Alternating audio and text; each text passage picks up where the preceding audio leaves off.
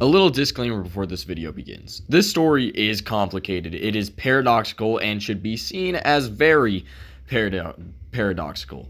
Although I'm not going to be able to cover every outcome of the story, I will do my best to conclude certain endings in the best way possible. In the most recent regard, Null and the Core. By the way, because of the new channel, because my old one got taken down because of the AI little outbreak thing that banned a bunch of channels, I have made a real attempt at trying to explain the story best I can, just because there's no reason anyone should know the full background of the story. And with that being said, let's head into the background information. This story is a sci-fi fantasy novel, and I suppose there's many themes that can be taken from it. A major theme of my story is that life shouldn't be taken for granted, and you'll see that as I continue explaining this. And when I say this story is complicated, I mean it with a full heart. It's difficult to explain. Not because I don't know the story itself, because I would say I'm very well versed in the universe of my story. It's just difficult to explain. Honestly, I could also say that it's difficult to understand at times. Also, as another disclaimer, you have to listen very carefully. There are small details which end up becoming very important, and there are definitely some things that I won't explain because there would be spoilers for future chapters. But make sure you pay attention. There's a ton of work put into this, and I would be very grateful if you watch it. Without further ado, this is a full story explanation of realities. To get a full understanding of what's happening, I will first need to explain the characters in their full stories. Their backgrounds and connections and relationships will all come together before Chapter 1. By the way, these characters are ones that exist before Chapter 1, so Nexus, Scarlet, etc. will not be put in this list. First of all, Lawrence the First Visar. I want to start off with one of the catalysts for the story. In fact, he may be the catalyst. Lawrence France Hurley is a very important character. His background is that he was born into Celestia, about 50 years after a war that transpired between the Celestians and Cremonians. Speaking of Cremonia, Lawrence was born into Cremonia. It's a very simple ethnic background for him. Cremonians believe in something known as the Formless Entity. I will explain more later because it's a simple connection to a villain. Lawrence's parents don't matter, primarily because they have no actual connection to the story, even though he was born into royalty of the Cremonians. The reason he's called the First Visar is because he was a Visar for the cathedral inside of a large ravine. The Bloodstone Church is a Gothic church, that's the general inspiration. But it's actually used as a healing room.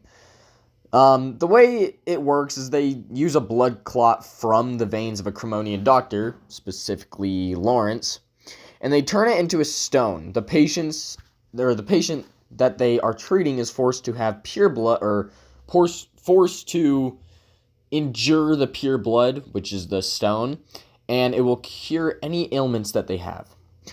Well, except for one, but that's for later.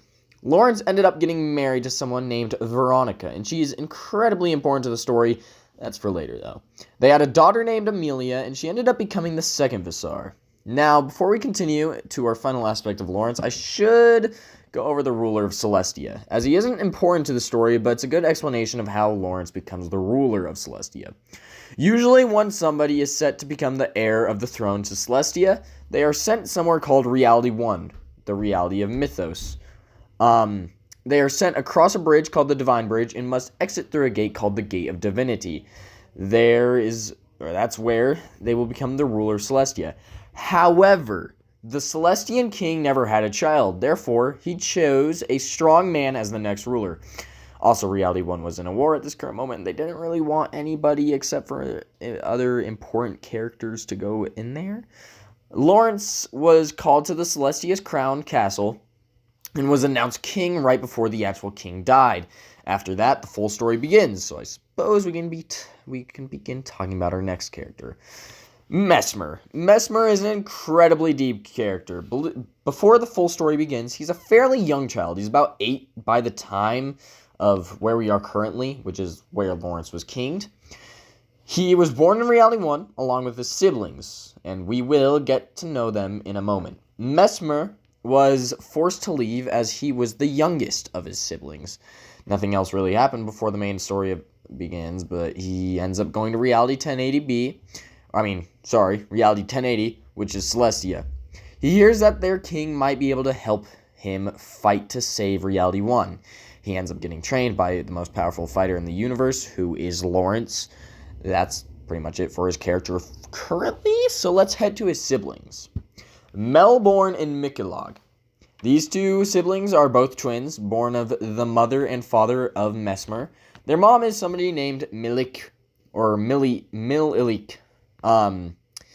Melbourne, just Melbourne, is a play on words for being born with a severe illness. So, very simple.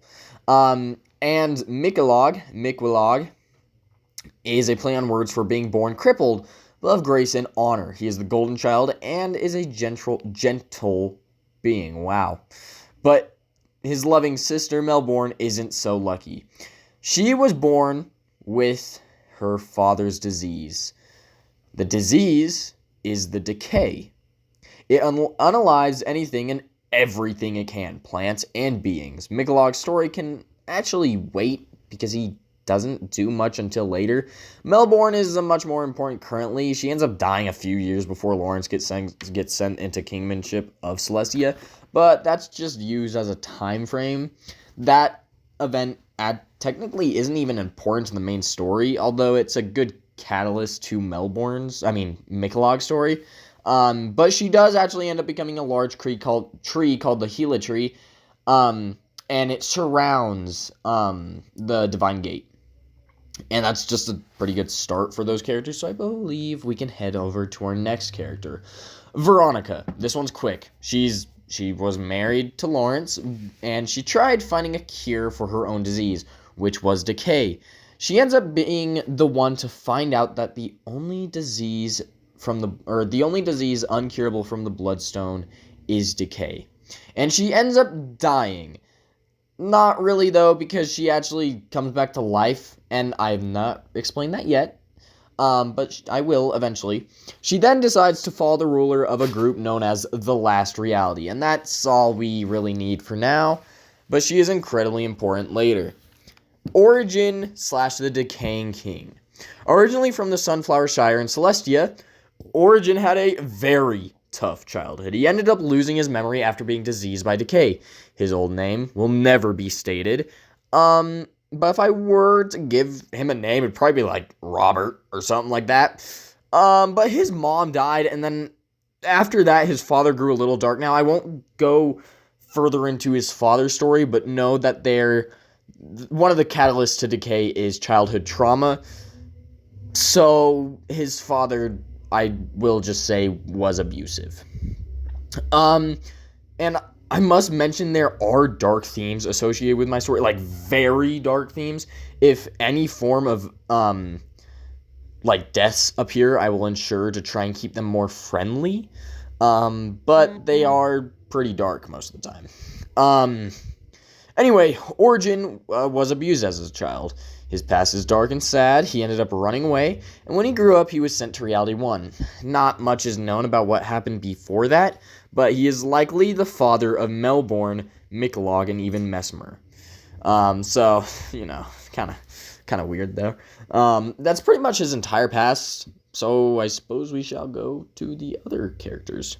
Singularity / the Ghost, which is her other name, and her story is very similar to a video game called The Ghost of Tsushima, but that was not planned, so I do apologize. By the way, if you maybe want me to play through Ghost of Tsushima and Ghost of Yote, I would gladly play through those two games again. Anyway, Singularity does actually have a real name, but she's primarily referred to as Singularity. Her real name is Hanoka. She was born from two peasant parents in a reality that is described as a major reality. We'll get into more of that later, but she, just for simple sake, She was born in Reality 70, which is the reality of Solaria. It's a Japanese-inspired world, especially with what happens there. She became a samurai and fought against invaders from a northern country called the Land of Red Moss. It's a dark land, but trust me, it's really important to another character. She ends up revolting against the main ruler of that reality and kills many of the soldiers of the Red Moss. But she ends up getting rifted away, much like other characters, and gets placed in another war for something known as the Zero Point, the most important entity in the entire universe. She ends up across the entire universe from Reality 70 to Reality Mythos, or Reality 1.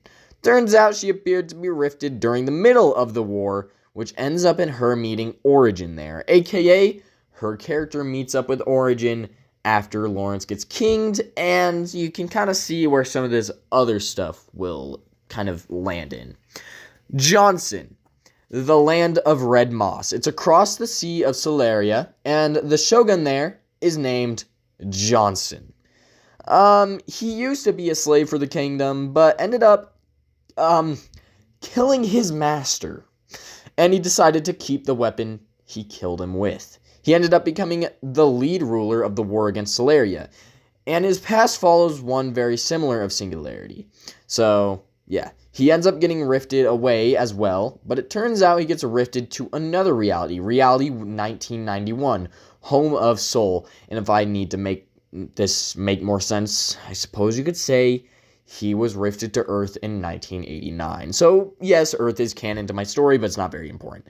Which is another major reality, which I guess that's kind of contradictory, because I guess that makes it important, but, you know. Anyway, his story connects with another man, and we'll focus on him later. Actually, how about we focus on him right now? Giovanni, the general of Soviet forces. Yes, he was the leader of the Soviet Union's army during the ending of the Cold War. And I suppose it's a little less historically accurate to the real world, but he's described as a shadow agent. Nobody outside of the Soviet Union knew of his existence. By the by, in case you were unaware, the Soviet Union is Russia nowadays. He's very well known and is also seemingly well known amongst the universe, particularly a group that the next character we'll go over is creating. He's strong and has a loving family, 3 daughters and a beautiful wife. Although something will come to be known is that nobody gets a happy ending in this story. One day, a rift appears, and Johnson came out of it. Giovanni and Johnson become friends, and a man who will be coming up soon gives them a chance for a, in quotations, better life. They accept, and Giovanni leaves his family behind for a better life for himself. You know, sad, but Giovanni will become better later on. Johnson gets sent to a place called Reality Nix, which is the home of something called the Zero Point. Then Giovanni was sent to help with the war in Reality 1, and now I believe we should move on to our next main character, or I suppose the main villain of the story. Zero. Before I get into this, Zero is the main villain of the entire story. When I say the entire story, I am emphasizing entire for a reason. If that's not a tease for the future of the story, then I don't know what is. Okay, now entering his backstory. There are aspects of his story that I'm not going to reveal yet, just because they are huge spoilers for a large reveal that I've been teasing for ages before Zero died. He was born in Reality Nix, and grew up there without any parents. The Zero Point cared for him and raised him.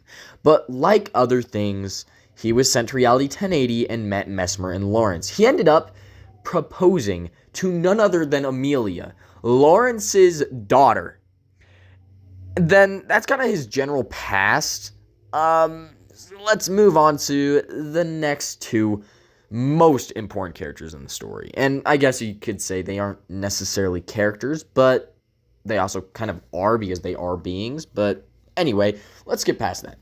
The Zero Point and the Abyssal Serpent. I put these 2 together because they are 2 sides of the same coin. quite literally.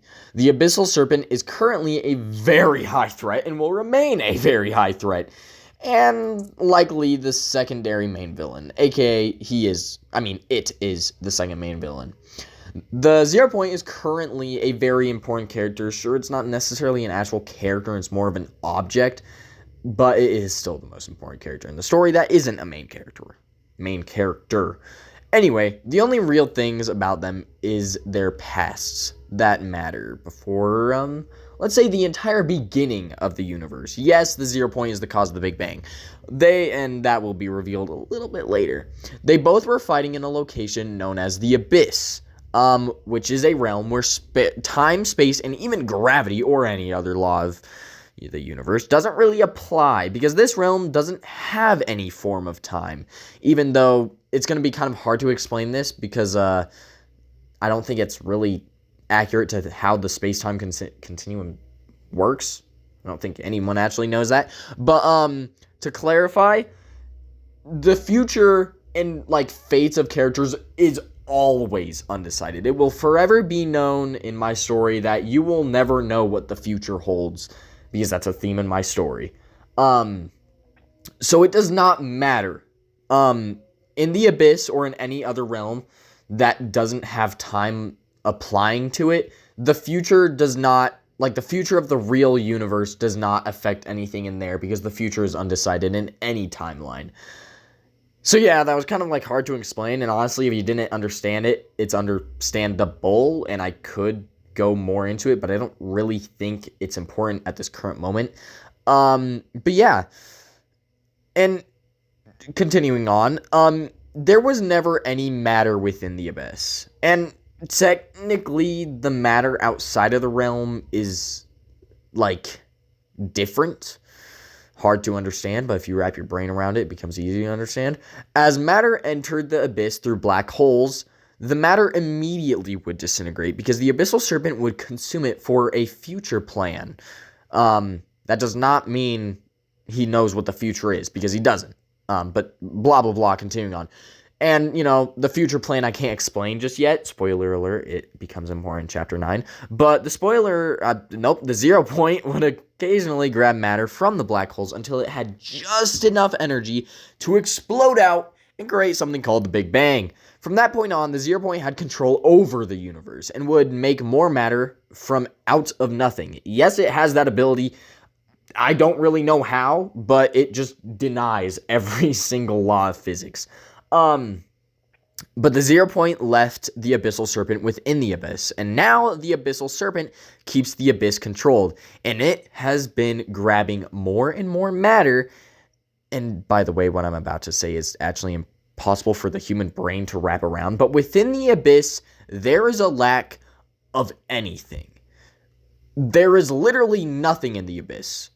Even the Abyssal Serpent technically doesn't have a form. It's just called the Abyssal Serpent because it's made out of nothingness, which doesn't really work, I guess, but nothing really works in the story, okay?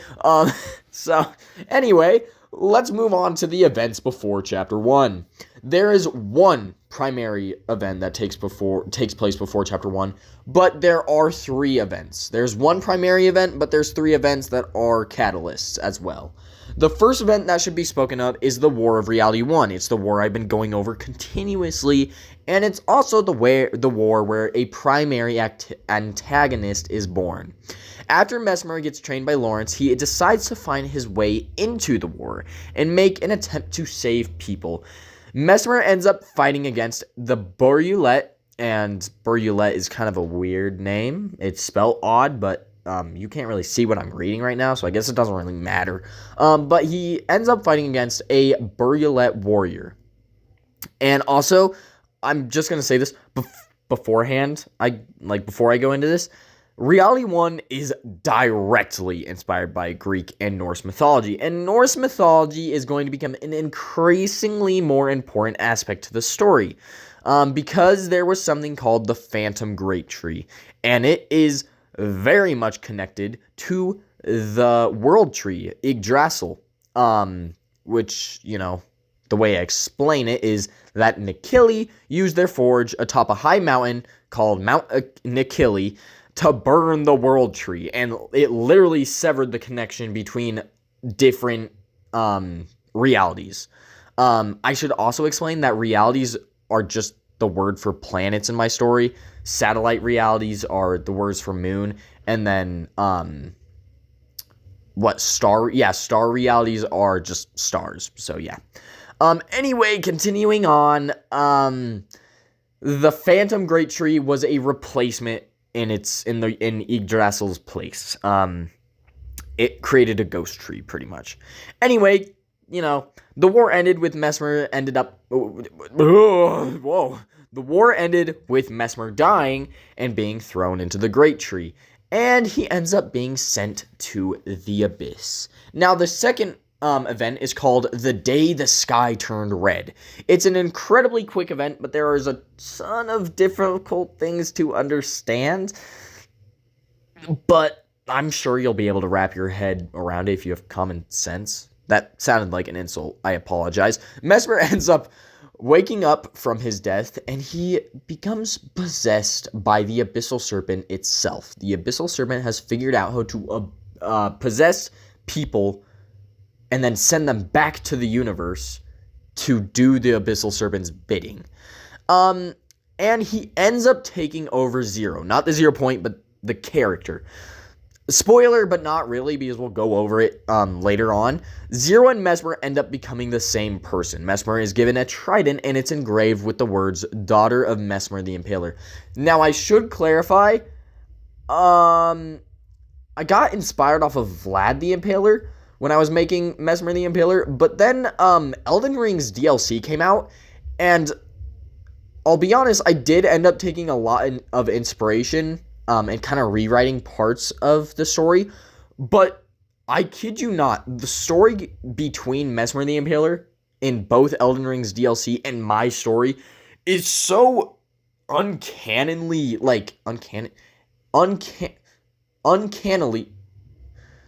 Uncanny Valley. It's like that. They are so similar, and it's kind of weird, but hey, it's cool. Messmer ends up impaling a bunch of people, and then the 0 point rifts every important character in the story to Reality 1. Now, that's just a convenient thing to keep them from dying. Origin, Singularity, and Giovanni for, time's sake. And they were all rifted away, but Messmer ended up escaping the rift, and severed Burialet from Reality 1, and created Reality 1A and Reality 1B. And Reality 1B is also known as the Shadow Realm. The Phantom Great Tree also changed to something called the Arc Tree, or Arch Tree. Both pronunciations are correct. Anyway, when that happened, it severed the entire, connection between it, and I don't really want to say yes, but it technically was the first time the Abyssal Serpent was able to bring a part of the universe into its realm. So yes, the Shadow Realm is technically connected to the Abyss, and the Shadow Realm will also be even furtherly important later on, because spoilers, can't explain. The third and final event is the single most important event in the entire universe, even beyond the Big Bang, because it began something known as the Roots of Time, or a more physical form of the World Tree. It's located within the 0 point in a place referred to as the In-Between. It's kind of similar to the Abyss, but instead of it being full of nothing, it's technically full of everything, which doesn't really make sense, but sure. It began with Messmer entering Reality 1080 through the Divine Gate, but this time he didn't show up in Sunflower Shire. Instead, he showed up in a large ruined cathedral, which then he called Messmer's Mausoleum. It's atop one of the highest plateaus in the reality.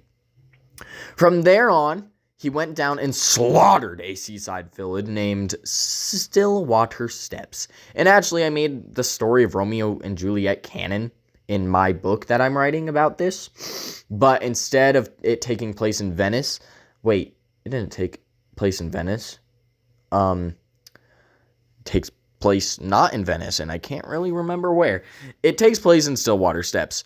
And instead of them unaliving themselves at the end, spoiler for Romeo and Juliet, they actually end up getting impaled by Mesmer. While all of this is happening, Lawrence tries finding his daughter. But when he finds her, he realizes that the loss of her fiancé and the entire kingdom was too much, and she suffered a dark fate that I'm not going to get into. Lawrence returns from his castle, and he awaits Mesmer. When Mesmer finally arrives, he is able to avoid the trident, and he is the first man to dodge the daughter of Mesmer the Impaler. He then grabs Mesmer's neck and then begins getting burnt. He states that Mesmer would eventually meet a young boy named Nexus. He will wield a blade gifted from his... What? Oh, yeah. From his brother. And then he will slay him with it. Now, I don't know why it says brother there. I apologize. It's supposed to say father. And then he will slay...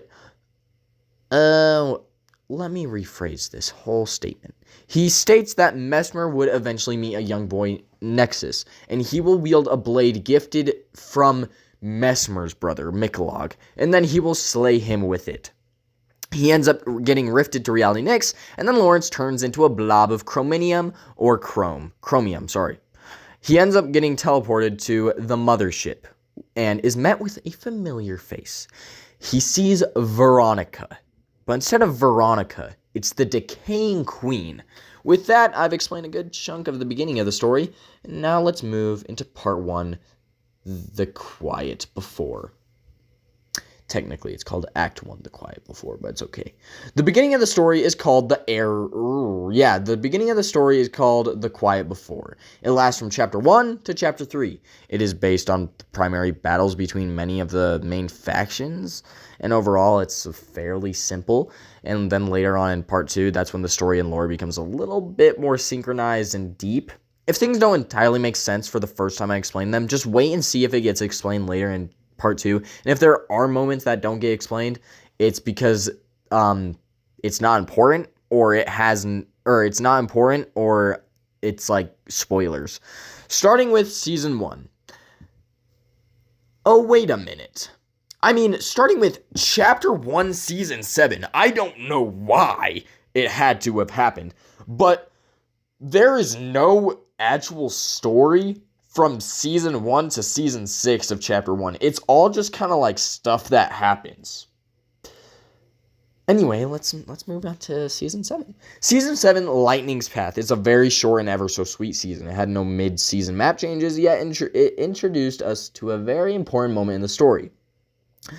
And I won't explain much of it until the time actually comes to explain it. But it's very important. Let's just say that. Also, much of these early seasons don't really have an incredible amount of lore to them. The later seasons have that, and that's where it kind of connects back to Chapter 1 and stuff like that. It began on a stormy and dreary night. Two people scaled the Tortaean Castle, the location which Chapter 1 is pretty focused in. Tortaean Kingdom. That's what the map is called. There, Zero is waiting. Zero ends up losing control of his mind and allowing Mesmer to kind of take over. And it ends up killing the man and the other person, a woman. And the woman is able to run off and enter something known as the Time Temple. It ends up sending her to an unlikely place. It sends her to the Abyss. And boom, a cliffhanger. That's where we'll end that story. And that's pretty much the only primary event for the story this season. The build up to next season starts with like lightning bolts and striking the ground and the sky becoming clouded. Turns out Zero's behind this. Zero has a very large government for the medieval kingdom, and its name is the SCO. And they reside underneath Tortaean Castle in the bridge. And, it also just so happens that underneath Tortaean Castle, the 0 point is there too. And the SCO just stand for Singularity Containment Order. And Singularity is another word for 0 point. Don't get confused with the character Singularity. So just so you know, I won't refer to the 0 point as Singularity from now on, though. Zero is able to trap and control an omnipotent being, pretty much a god. Anyway, the clouds, the 0 point, that's what he captured. The clouds recede and it reveals an area in the sky known as the Aether. Season 8, Sky's Limits, is a very simple season. Nothing happened, and we can kind of move past it, although I will take time to explain what the SEO is and like what their role is. The SEO is focused in conformity. They want the world to conform, and not only that, they want the entire universe under one government. And it would seem Zero wants this also, but he actually wants a different goal. Zero wants to become something known as the Shapeless Man, or I'm not actually going to say that other name because it's a little bit too revealing. This being is located within a realm known as the Spirit Realm. And when Zero's life warrant expires, he will be sent to the Spirit Realm. And when he does, he will have to kill Mesmer in the process. And he will have to kill any other version of the Shapeless Man in there. This will allow him to take up the mantle and then subsequently be able to enter the real world again. So why doesn't Zero just end up dying right now? And by, saying that, I mean, why doesn't he end up finding a way to get himself killed in maybe some not fun ways? And it's because the Spirit Realm isn't connected to the real universe yet. There's no way for Zero to return from his death and control the world at this point. He needs a way in. And currently, where we are in the story, this hasn't happened yet. But in the very near future, the Spirit Realm will slowly become a much more important thing. Moving along, the SEO has an ability that when you are enrolled in it, you are immortal, but only lifespan. Like, you can still die if you're, like, stabbed brutally or something similar like that. The moment you leave, the perks of a protective life go out the window. We're gonna skip Season 9 and just move straight into Season 10. But yeah, Season 9 is kind of just like, Season 10 is just like the SEO raining terror over the island, and Zero initiates, like, planned strikes on the island in order to, like, make a team that hasn't been introduced to the story. Which hasn't been introduced, that I haven't introduced in this story explanation, look bad. He wants to make the team look bad. The season continues, and the SEO create multiple things called rift beacons, which are just pieces of rifts that connect other realities to Reality Nix. But while all this is happening, it's destabilizing the 0 point. The season is simple, and towards the end of it, the SEO fully destabilizes the 0 point and have to recalibrate it using by a literal black hole. Like, that's how they do that. And with all of that being said and done, now we can move into Chapter 2. And we skip the first 5 seasons as well, because they have no actual lore or story connection in the big picture. Season 6, Shattered, is a very simple season story-wise. But actually, it's the literal start of the entire finale chunk of the chapter. There are actually parts to each chapter, and part 3 of chapter 2 spans from season 6 to 10, and the part's name is At Hand, which will play into one of the quotes of the main villain of chapter 2 and chapter 5. This season starts with a giant hole in the sky and a strange light in the center of the hole. This is very important. Halfway through the season, the 0 point begins to bloom, and it creates a large chunk of land to become a deep blackish blue forest with a large tree in the middle. And this tree is called the Reality Tree, and it's technically a branch of the World Tree, and eventually you'll see why, but I need to connect Norse mythology to my story. So I've already done that, but spoilers. The bloom is dormant for the last chunk of the season, but the SEO begin making a large beacon to shoot into the hole in the sky. And like most of the things that the SEO do, it utterly fails, and the beacon is shot into the sky, and it just like is bad, I guess. Like, it's not powerful enough, and it turns out the light is the alien mothership sent by the group known as The Last Reality. And then the season ends there, and now we can move on to our next season. Season 7, Invasion. Season's very simple. Mothership abducts location, searching for something, and ends up searching for the 0 point. Like always, that's what everyone is after in the universe. What if I told you that the story is on that story is just baseline? First of all, 2 things are explained this season: what Reality Nix is and how Chapter 2 got here. The way Reality Nix works is that there's this large bubble called the Bubble. I'm very creative. This happened quite a few years ago, so my story like explanations weren't as like top notch, but it's okay. It protects the reality with a large wall of fog, and the wall of fog will harm anybody who tries to escape the reality and maybe even try to get into the reality. Also, the way we ended up in Chapter 2 is the black hole reorganized all the matter within Reality Nyx to create a new version of Reality Nyx, but it was under Zero's control, which is why it ended up in the SCO's control. And a few other things that were explained is that realities aren't different universes, and I've already gone over this, so yeah, everything takes place in one universe. Things are just referred to differently. At the end of the season, the aliens begin abducting the final area, and it's discovered that the SGO placed bombs underneath the abducted islands. And this is where some of the Fortnite storyline inspiration will come from. Don't worry, that will go away in the near future. And it's very simple because we find out that the SCO are actually villains. We didn't actually know that they were enemies, but 2 SCO employees will make their way onto it as well. Giovanni and Johnson, if you kind of recall those 2 characters. They will make their way onto the mothership, but at some point, Johnson falls from a large balcony and into a rift. This sends him somewhere mysterious that we will go over later. Giovanni ends up getting sent out the mothership, and, he lands in the ocean. Season 10, the reason why I skipped Season 9 is because Season 8, skipped 2 Season 10s because Season 8 and 9, although cool, their stories don't connect to the big picture. You're going to hear that a lot until we reach, Chapter 6, 5 even. Season 10, Decay, that's the name of the season, is the finale season of Chapter 2. Although if I were able to make Chapter 2 in today's world, I would only end Chapter 2 around Season 7 or 8. Heck, I would even end it around Season 5. It begins with the last reality sending in pods full of soldiers of the Decay. There are about 7 that land on the map, and each of them have a path that leads them to the center of the map. Or the bridge. When they finally make it to the center of the map, they begin constructing a large pyramid in order to siphon the 0 point energy. And it is there where they will use the 0 point to blast a huge hole into the sky, allowing the fleet of the alien motherships, as well as literally the entire last reality, to destroy the universe. And the finale event for this chapter is called Fracture. And it's because the Decay uses roots of the reality tree, which is decayed by the decay, to corrupt multiple locations until every single last part of the universe, reality is decay.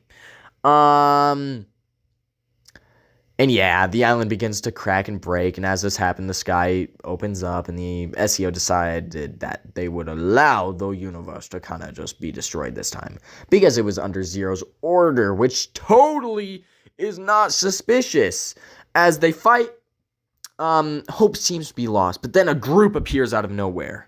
The team of 3 destroy the Decay and seal it away within the 0 point, within the in-between, and blah blah blah. The scientist and technology guru of the group is named Singularity, and then the young boy born by the Singularity and the leader of the team of 3 is Nexus, and he is the main protagonist of the story. And then the leader is named Origin. Yeah, he's the strongest of the 3, and that is actually a very big issue.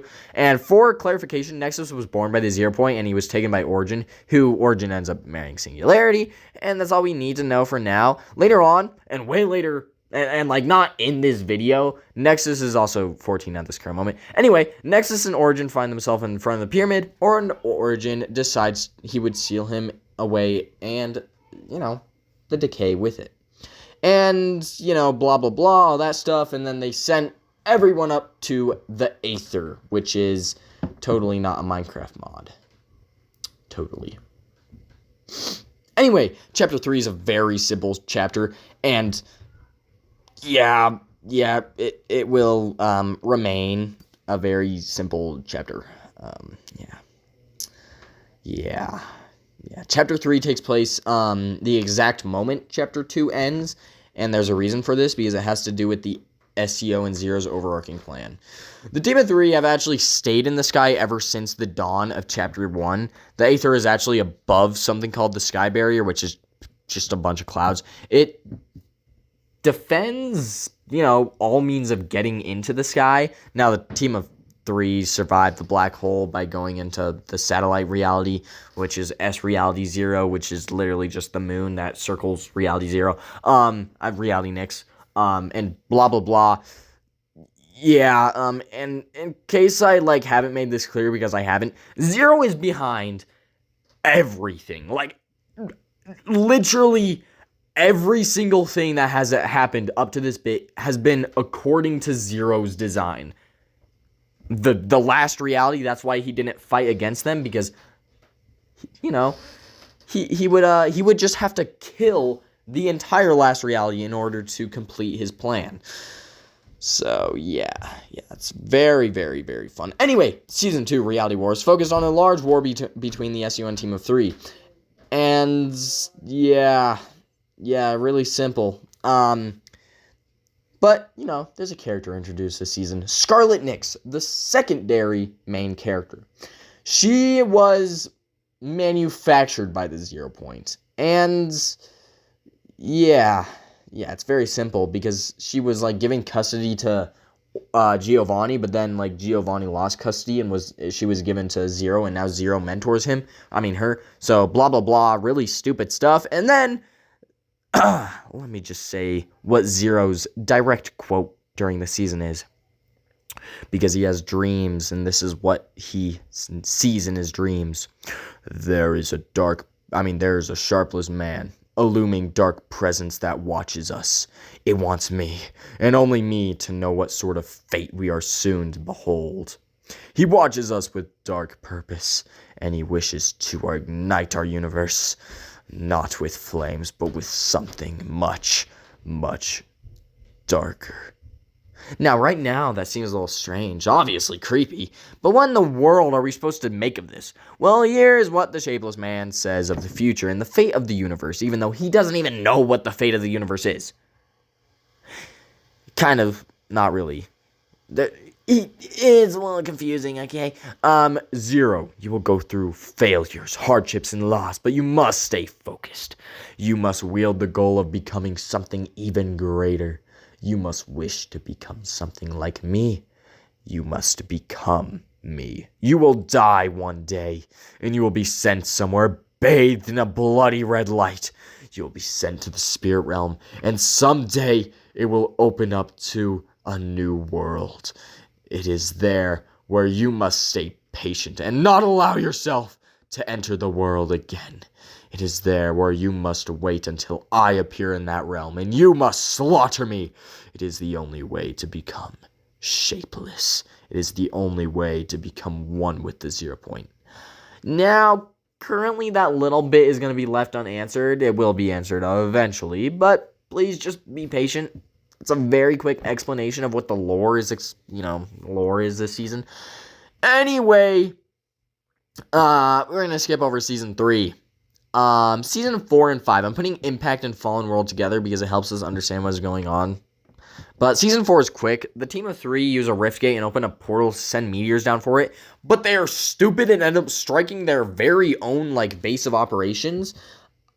Yeah, really smart. They gain a small amount of residual 0 Point energy once they fall back down onto Reality Nix, because Fallen World, that's what Season 5 is. But Singularity, heads down. When she heads down to get 0 Point energy, she ends up also doing something very important to the future of the story. She ends up flipping Reality Nix. Yes, the island has an underside, and it's very important because it's a dormant space, where an area where no life is. Well, actually, intelligent life is, but But that's exactly what the Team of Three need. If they can find an area that isn't controlled by the SCO on Reality Nix, then it can be their safe haven. Singularity also reveals that she's connected to Reality Solar, but that's just a reveal for Nexus. We already kind of knew that. And then Season 6 doesn't have much presence, along with Season 8 and 9, but Season 7, on the other hand, does have a little bit of importance to the story, although it'll be quick. No, I lost my spot. Oh golly, OG, hold on, we can do, hey, I found it, although it'll be quick. It's important to know what happens for Season 10. This is, kind of a setup season. The 0 Point sends out a reality wave, and it causes Origin to come out of the 0 Point and save Singularity after he got the first glimpse into a very important place in the story for Chapter 8 through 9, heck, even Chapter 10. And currently, we are in today, we are in Chapter 8. She saw a place called the Spirit Realm. We've already been over this. She saw the Shapeless Man. We've already been over this. And the Shapeless Man curses her with the Abyss.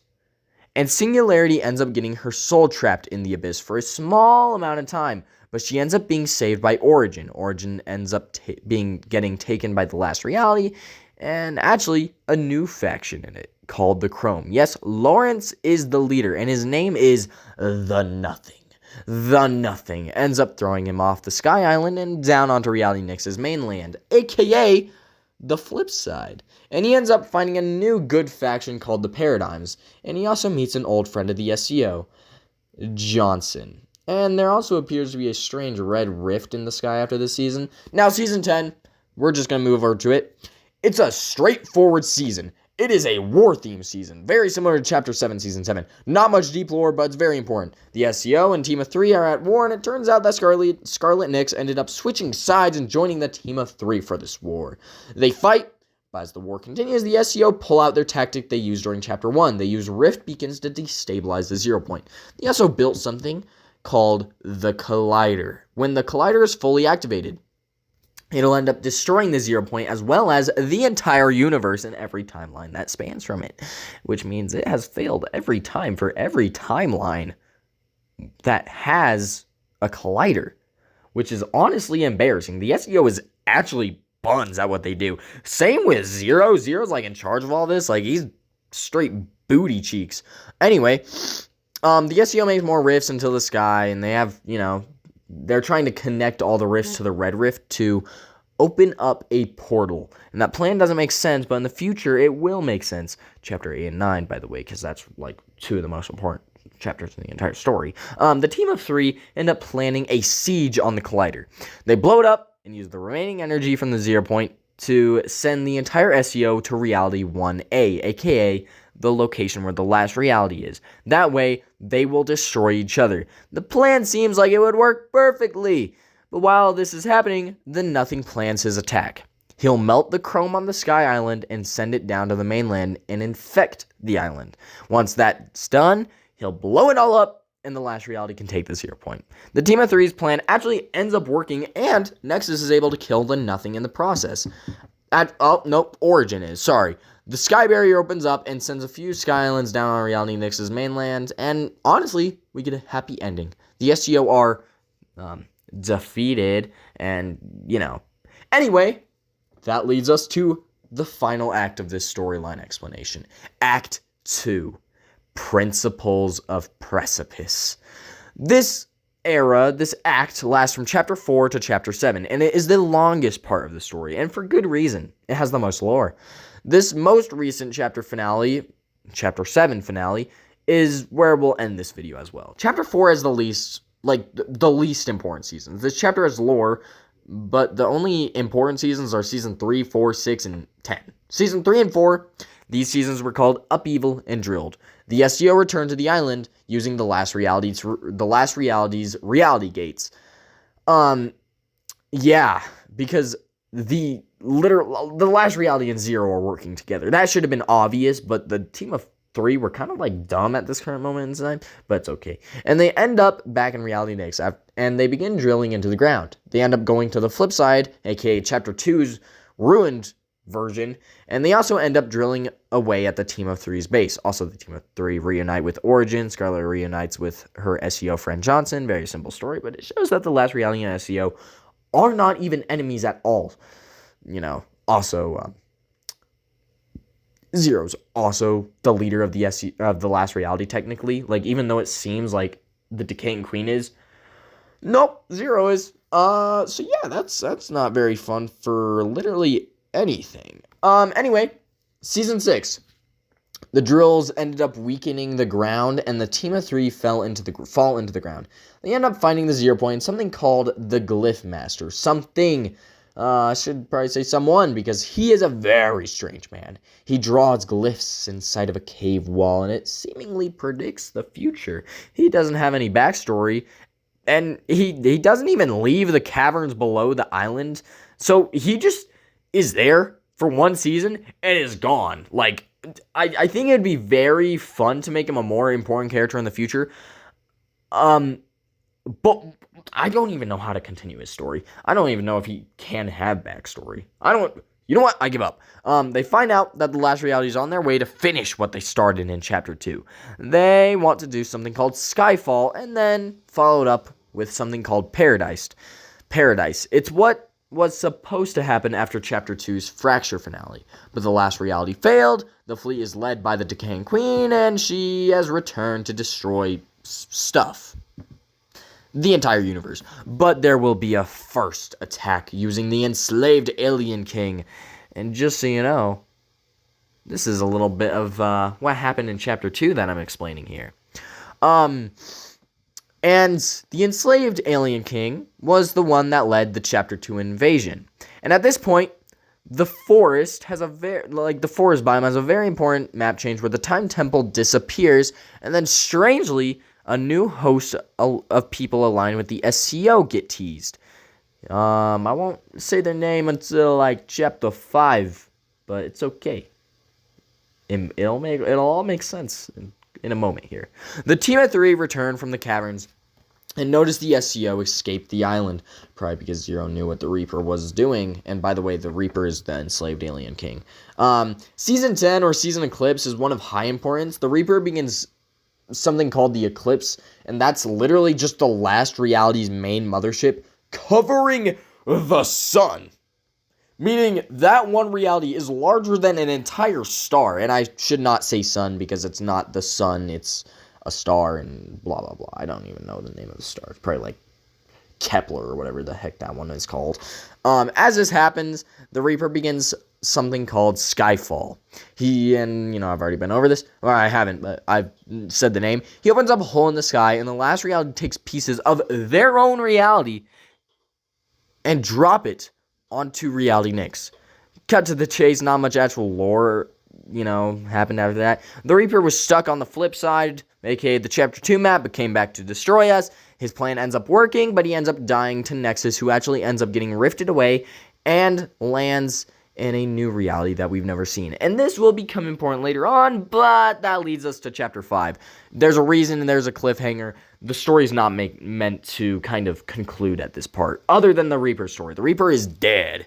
Chapter 5 was the first time that chapters were actually shortened. Instead of a chapter going season 1 through season 10, this actually only consists of season 1 through 6.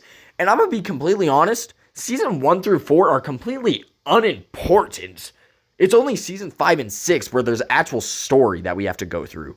And as already established, Reality 1 was home to Greek mythology and Norse mythology, and maybe Shinto and Chinese mythology as well, but that wouldn't be very important, seeing as Yggdrasil was the most important. But for Chapter 5, the theme was Greece, and more importantly, Greek mythology. And the central area has a large gold tree called the Great Tree.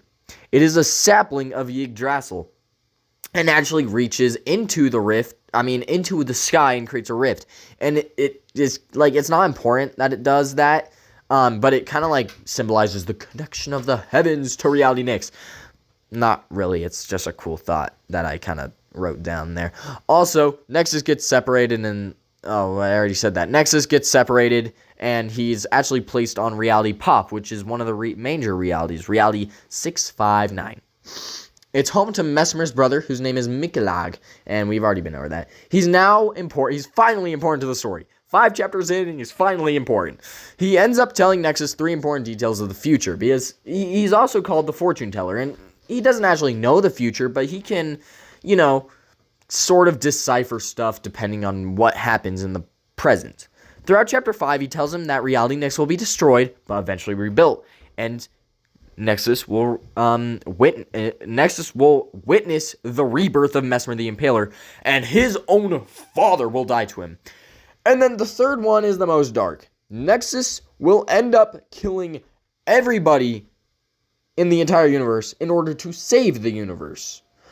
And that hasn't happened yet, but, that hasn't happened, but who knows how close that day truly is. That's a general explanation of the story for Season 5. For like, the stuff going on there. Now we should move into the actual Season 5. Season 5 ends up being the season in which the Great Tree is burned. The SEO burns it, and it sets up reality to be taken over by the last reality. This is a full frontal attack. Like, the SEO are going fully in, and they immediately scurry off to save themselves on the flip side of Reality Nyx, while the tree burns away, leaving the sky open, where the tree reached into the heavens, aka just created a rift, and then the last reality comes down and, does some stuff there. And then that leads us into Season 6, Paradise, the finale season for Chapter 5. This season is the final plan for the last reality. In fact, it's fully setting up the entrance into Chapter 6, and it does so very well. Throughout the season, the last reality slowly ravage the island. They decay the entire island. Like, no tree is left standing. All the grass is all dead and And the team of 3 make it seem like they're going to lose, but they have a trick up their sleeve. The 0 Point is almost in control of the last reality. But why would we let that happen? We wouldn't. So the team of 3 uses a small amount of energy from the 0 Point to create a fake 0 Point in order to trap the decaying queen within her own chrysalis because her plan was to become something beyond the universe. AKA, she wanted to kind of merge with the Abyssal Serpent. But no, actually, it ends up, destroying the chrysalis that she was kind of putting herself into. And it low-key just kind of, destroys her. It, disintegrates her, practically. And as this happened, the team of 3 begin to enter the bridge and flip the island again. And the flipping tactic is actually used to disorient the SEO. So that way, when the team of 3, finally return to the flip side, they can immediately take out the SEO. But there's another enemy added this season, and they are called the Core. And as soon as they arrive, they immediately run off to enter a realm beyond time. I'm not going to explain that, but you can kind of put your finger on what that means. They simply use the Time Temple from Chapter 4 to see if the Time Temple from Chapter 4 will work for their plan. And the plan works flawlessly. Pretty simple. The Core end up bringing back certain aspects of Greek mythology in order to kind of, see how they can, manipulate time and see how they can take out other versions of Nexuses and stuff, because that's actually canon in my story. The Core went to different timelines and killed Nexuses, hoping to find the right one. Spoiler alert, the right Nexus is the one from our timeline. Anyway, the team of 3's plan works, and they flip the island, and the last reality are fully defeated now. Meaning, the Decaying Queen's dead, and now we enter the chapter with the most lore. Chapter 6 is absolutely bonkers. Every season is important, but the stories are short, and they usually revolve around the return of Mesmer the Impaler, and who Mesmer actually is. Season 1 has a short story. It goes over the SEO corrupting the 0 Point, and it ends up splintering, and it sends shards to some of the major realities. To some. Reality 657, that's not 659, sorry. Home of the Paradigms, aka Reality Pop. Reality 456, home of the Duskborn. Reality 70, home of Solaria. Reality 376, home of the Frostburnt. Reality 673, home of the Dunes. And Reality 36708, home of the Wilds. All of which end up getting a 0 shard. Season 2 through 7 all focus on the same idea, but there is a little bit of, lore, spliced into each one, but I kind of don't want to, go over every aspect just because it would take, an hour alone to go over the entire Chapter 6 story. I'm just going to be completely honest. We don't really need to focus on it all that much. Zero gets one thing from each reality and destroys it in order to break the seal that binds Mesmer to him. This season actually starts with the Season 2, that's what I'm talking about. With Zero the Reality Nyx connecting with Reality Dune, and it ends up giving him the Sun Lord's Regalia. He ends up destroying it, and with it, a new reality appears. Also, all of these bring a shard of the Zero Point back. Because Zero needs the Zero shards from these realities, because it's the only way to get these chunks of realities to Reality Nyx. Season 3 ends up giving him the King's Crown. He destroys it. Because it's part of something called the Old Iron King. Spoiler alert, that's connected to the old Celestia King, or like the first Celestia King, not the one before Lawrence, like the very first one. And it was buried inside this reality instead of Reality 1080 to protect the thing, because, I don't know, I just kind of had to protect it, I guess. Season 4 doesn't actually have one of these, but Zero actually ends up killing, in quotations, Giovanni. Because Giovanni ends up winding up next to a new reality, which is the reality holding Nexus, which is Reality Pop. And also, Season 4 is focused on Reality Solaria. But what happens is Zero, in quotation, kills Giovanni, but Giovanni ends up waking up. Still, the seal is kind of cut because Giovanni almost died. But luckily, our little friend Nexus was able to heal Giovanni back up to health, and they become friends, and he joins the team of 3, which ends up creating the team of 5. But, let's just go over the list of people. Singularity, Nexus, Origin, Giovanni, Johnson, and Scarlet. If I'm counting that correctly, that's 6 people. Origin is specifically keeping Scarlet out. And there's a reason for that, because he doesn't like her all that much, because Nexus is more focused on trying to build up a relationship with her than protect the universe. Because, Nexus is probably stressed because he is, forced to, do all this stuff that he doesn't want to do. So, yeah. Giovanni joins the team of 5, and they end up working together to stop Zero. Because they are beginning to figure out who Zero might actually be. Because he's Mesmer.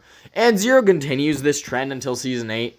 Where he's able to open a portal to Reality 1B, aka the Shadow Realm. He enters it, and of course, the team of 5 follow suit. Season 8, Shadow of the Yark Tree, is actually placed in the Shadow Realm. This realm is connected in limbo with the Abyss and the Spirit Realm. It's kind of like an in-between area. Throughout this season, Zero takes broken pieces of the artifacts, in order to create an altar next to a huge tree called the Arc Tree. And, we've already been over that. Yes, it is, I'll say it again, it's the replacement for Yggdrasil, the World Tree in Norse mythology. Whilst this happens, the team of 5 create bases around it, and they prepare for war with the SEO. Zero ends up bringing the artifacts to the altar at the end of the season, and the finale gets called Mesmer's Extinguishment. It's a play on the event that started the story Mesmer's Tyranny. Zero activates the altar, and it severs the connection between him and Mesmer. Zero is sent to the Spirit Realm, and Mesmer remains connected to the Shadow Realm. He ends up getting a spear again and uses it to kill Origin, the first main character death of the story. Yes, I am not afraid to kill off characters. There are going to be more characters that die. And I'll be completely honest, Chapter 8 seems like a pretty solid one to do something like that. The first main character death is more... what the heck? I skipped a line. This ends up leading to Mikolog setting up the escape route, but sadly he ends up getting corrupted by the Abyssal Serpent. And Mikolog is a good character, I'll make that known, but Nexus has to kill him, because if not, the universe would have ended. Luckily Nexus, is able to kill both of them. He's sad when Mikolog dies, because Mikolog was a good guy and never was a bad person. I already explained that. They go through the Divine Gate, across the Divine Bridge, and enter Reality 1080B. They reconstruct the Zero Point using the Zero Shards, and it ends up making a new recreates the Zero Point to find a new secluded home in Reality 1080B. And with that, we enter the finale of Act 2, Chapter 7. Chapter 7 has very important seasons. Pretty much every single one is connected to the larger picture. Wow. But luckily, this chapter does not have as much lore as Chapter 6. Therefore, it'll be easier to understand. Although this chapter does take some more time to develop more themes and emotions on the characters. I took this chapter as a chapter to kind of develop the story of certain characters and be like, oh yeah, this is like what this character is going through, and all that. Also, I should also explain, Origin is not a good guy, technically. Like, yes, he does like good things, but it's for the wrong reasons. He wants to be like seen as a hero rather than just doing good things for, for the right reasons. Anyway, season 1 takes place, season 1 of chapter 7 takes place the exact moment after this team of 5 and Paradigms make it to Reality 1080B. They left the Shadow Realm through the Divine Gate, and that is the only entrance to Reality 1080B. The Divine Bridge is the only way into it, which is where Celestia is located. I might as well add that there are other places in Reality 1080A, but Reality 1080 was an entire planet, and there are more islands and also two other continents, but sadly those did not make their way into chapter 7, but they were, maybe thought of. With that tangent out of the way, season 1 is really simple. The 0 Point crashed into the island, and this caused the mayor/president of Reality 1080, Victor von Vladimir, to try and figure out if these intruders were enemies, aka the team of 5 and Paradigms. And he finds out that they aren't, and they are really good friends of him. And I love Victor von Vladimir. Too bad something bad happens to something bad happens to him. And they just needed a place to stay in order to save the universe. With that being said, this season begins one of the most important relationship developments in the story of so far. Scarlet and Nexus. Throughout the season, Scarlet continues to make it more obvious that she enjoys Nexus's presence far more than she thinks she should, primarily because of Origin, before he died, of course. Because Origin said that Nexus should focus on the path ahead because saving people who would break, or being emotionally connected with someone could break his honor and code and would surely distract him from saving the universe. And with that, that was kind of the current focus on their story. But as we'll come to see, Nexus and Scarlet do end up becoming closer. Season 1 also focuses on Giovanni Johnson's Singularity. They are hunting down the 0 Point, and they do actually end up finding it. It makes a landfall on the center island, and throughout the season, multiple cracks of 0 Point energy appear throughout the island. They progressively get more active until a strange purple and pink color comes out from the cracks. Ends up causing large updates to the island known as the Nightshade Forest biome. And, it replaces 4 places on the island: the Gulag, Celestia, Cargo, Aegis Airport, and the Central Island. While this happens, the team of 5 and Paradigms focus on creating a new building for Victor von Vladimir. It ends up becoming a parliament building. Season 2 starts off suddenly. It takes off once again right after Season 1. The team of 5 study the areas affected by the sudden bloom of flora. They study Willow Wharf, Hopper Hideaway, Pagoda Palace, and Karate Castle, and all of which are infested with the energy of the 0 Point. Nothing much happens in this story, but the team of 5 do end up finding a way to harness the energy of the 0 Point without, abusing it, like the SEO did. Scarlet and Nexus also continue to grow closer, but nothing really happens this season for their relationship. Season 3 actually starts, canonically, the time jump between Season 2 and Season 3 is 5 months. And the team of 5 and Paradigms create new futuristic additions using the 0 Point's energy. They create Night Shift Neotropolis, Nuevo Nightclub, the Biodomes, and Crestlink College. This season also has a continuous story of a large object getting closer to the island. It came from a rift far out in reality. It also appeared to be a time rift, so therefore time travel is used in this strange object hurling towards Reality 1080B. I also don't know if I said this. People can go back through time, but they can't go forward in time because the future will never be understood until Fate is sealed, like I was saying at the start of this video. It can also be used if somebody is stuck in the realm they can't escape from, the Abyss, in between, the Spirit Realm. All those can use time travel, but only if the Time Temple is present. And that means 2 things. Somebody in the future is trying to get to the past, or somebody from the Abyss is trying to get to us, and the latter seems more likely.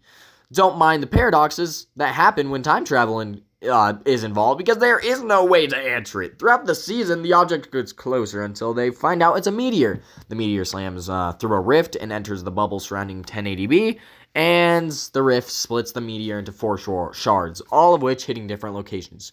Bashed Basin, Leveled Labs, Ravaged Ravine, and Faulty Facility all get created. One of them also ends up landing on a very important place on the island, and that is where the largest meteor shard lands.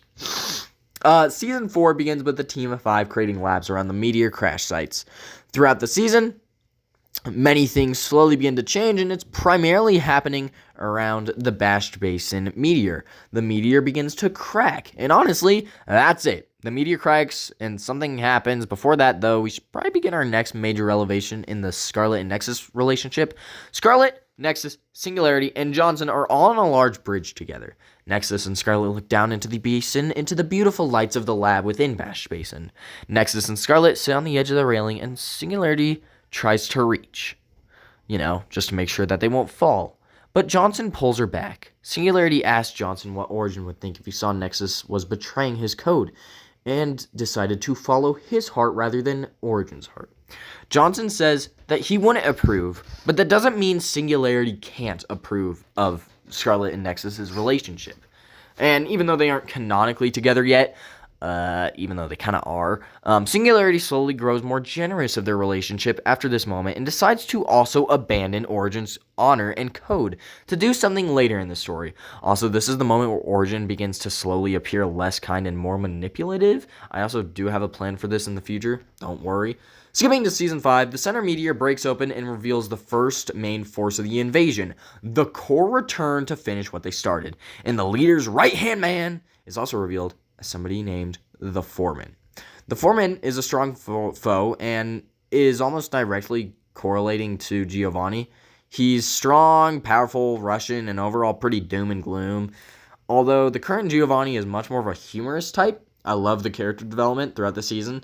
The Foreman searches for something that, may be called the 0 point.